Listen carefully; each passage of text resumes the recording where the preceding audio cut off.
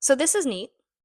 Do you remember during COVID when a lot of scientists were testing the wastewater and using that information to predict outbreaks? Scientists are starting to test a similar strategy to understand trends in opioid use disorder treatment. If you've never seen me before, I'm Emma. I'm a science and medical journalist, and I'm especially interested in medications for opioid use disorder.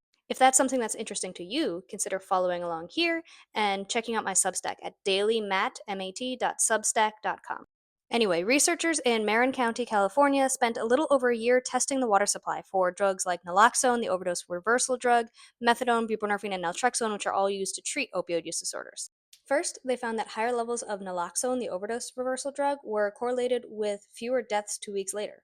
They also found that higher levels of buprenorphine were associated with more people in OUD treatment 1 week later and fewer EMS encounters for overdose 2 weeks later. Of course, there are going to be some limitations here. Wastewater samples don't tell you why someone is taking one of these drugs. It could be to treat OUD, or it could be to treat pain, or they might be not prescribed the drug. Still, it's one more way to fill in some of the gaps in research to understand at the community level how well outreach efforts are working.